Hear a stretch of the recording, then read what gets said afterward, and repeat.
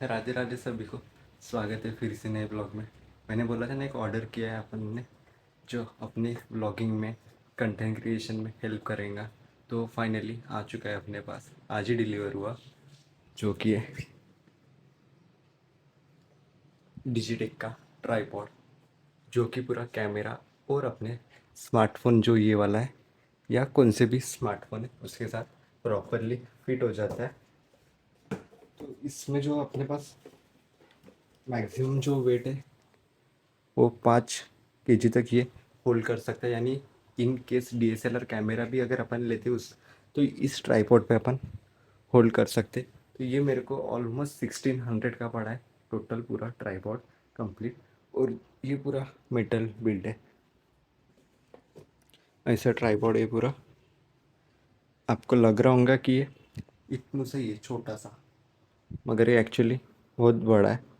और इसके साथ अपने को एक प्रॉपर बैग मिलती है जो पूरे ट्राईपॉड को अच्छे से कवर कर ले। तो ये जो मेरा मॉडल है ये डिजिटेक का 550LW, यानी लाइट वेट मॉडल है, सबसे इजी है कंटेंट क्रिएशन में, इजीली ये हो सकता है। और इसके साथ अपने को एक्स्ट्रा मोबाइल होल्डर भी मिला है, जो कि ये रहा।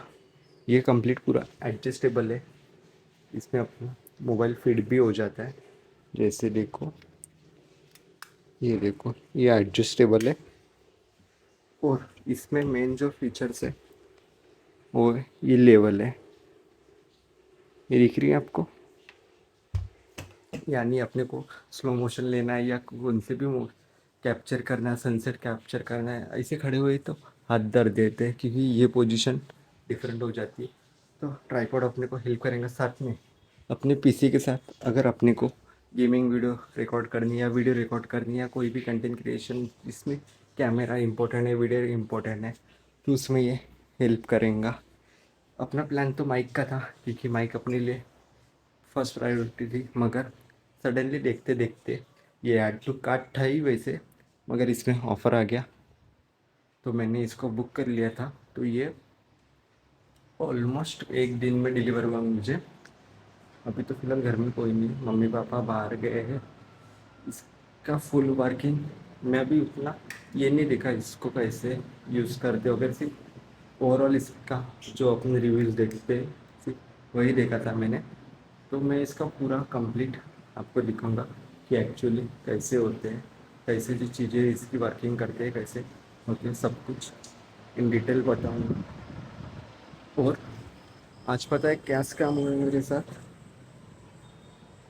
कि जो आज था DBMS का पेपर था मेरा। तो DBMS के पेपर में क्या हुआ, फर्स्टली गाड़ी जाम हो गई, अपनी गाड़ी जाम हो चुकी है ऑलमोस्ट पूरी। जो ये पिछले वाला टायर है,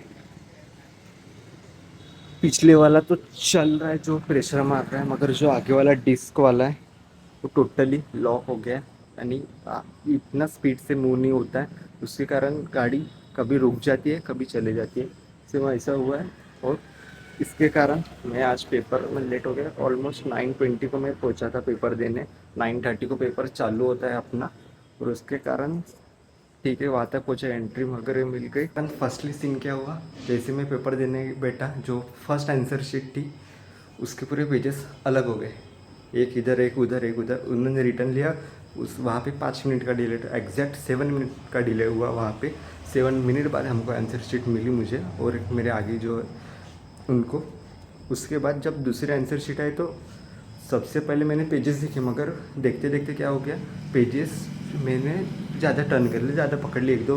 उसी के बीच में जो इंडेक्स मार्क्स वाला पेज है वो रिपीट था, मेरा उस पर ध्यान नहीं गया। और मैंने 2 मार्क्स वाले सारे क्वेश्चन उस पर सॉल्व कर लिए। इवन जो 5 मार्क्स वाला था उसका मैंने डायग्राम बना लिया था। थैंक गॉड कि उसके आगे अगर पेजेस ख़त्म होते तो मेरे पास टाइम नहीं रहता। क्योंकि जब मैं गया उनको बोलने कि मैम ऐसा ऐसा हो गया, मेरे मिस्टेक हो गई, मेरे ध्यान में नहीं आया कि ये शीट ऐसी हो गई। तो मैम बोली वो आपको देखना चाहिए वगैरह। मैंने बोला मैम मिस हुआ तो आपको हम टाइम नहीं देंगे, आंसर शीट तो दूसरी देंगे मगर हम टाइम नहीं देंगे। तो उसमें मेरा आधा घंटा वेस्ट हुआ। मैंने अप्रॉक्स 2 hours 30 minutes में मेरा DBMS पूरा कवर करने का सोचा था, मगर जो आधा घंटा चला गया ना वो उसी में चला गया। इसके कारण जो मुझे याद था डिकम्पोजिशन वगैरह, डिपेंडेंसी ये वगैरह क्वेरीज हो गए या कुछ वगैरह, वो मुझे ब्लैंक होने लगे। मतलब हो जाता है ना, क्योंकि आधे घंटे आप डिले चल रहे हो विदाउट एनी रीज़न, थोड़ी सी एक आंसर शीट के कारण मिस्टेक। और ये फर्स्टली एग्ज़ाम सेंटर को चेक करना चाहिए, मगर जाने दो, हमारे कॉलेज ही वैसे ही, सारे कॉलेज ऑलमोस्ट वैसे ही हो गए, वैसा ही रहता है। उसके कारण मेरे को आधा घंटा उसमें कवर करना था, वो कवर करने में पूरा टाइम चला गया। तो जो अच्छे से आ रहे थे उसको फर्स्टली सॉल्व किया, और जो टाइम लगा सोचने में वगैरह उसको अलग ही हो गया। फिलहाल टीवी ऑन करते, BMPs तो अभी चालू है कंटिन्यू, शाम की मैचेस है TEG के और गॉड लाइक के, तो ग्रुप 1 का है, वो अभी डिफरेंट चालू है उनके। फ़िलहाल तो मैचेस नहीं उनके चालू, फिलहाल उधर के लाइट्स वगैरह बंद कर देते हैं। तो ये ट्राईपॉड की मैं कंप्लीट वर्किंग बताता हूँ आपको, 1-2 दिन यूज़ करता हूँ पूरा फुल्ली कंप्लीट, कैसी चीज़ें वर्क करती, क्या रहती है वगैरह पूरा ऑल टोटल। उसके बाद इसका जेन्युइन रिव्यू डालूँगा मैं कि एक्चुअल लेना चाहिए या नहीं लेना चाहिए, अगर क्या इसके अलावा कोई बेस्ट ऑप्शन थे। देखो, जब मैं देख रहा था ना, तब मेरे पास अमेज़ॉन बेसिक्स का था, तो सीन क्या था, अमेज़ॉन बेसिक्स की हाइट नहीं थी और अपने को हाइट चाहिए, ताकि इनकेस अगर अपने पास तो अभी फ़िलहाल ड्रोन नहीं है वगैरह कुछ नहीं है, मगर इनकेस हम इससे हाइट के जैसे ऐसे शॉट्स वगैरह कैप्चर कर सकते हैं, इसको 2 हाथ से पकड़ के वगैरह थोड़ा सा जुगाड़ करके, क्योंकि ड्रोन लेना इतनी जल्दी ये नहीं है।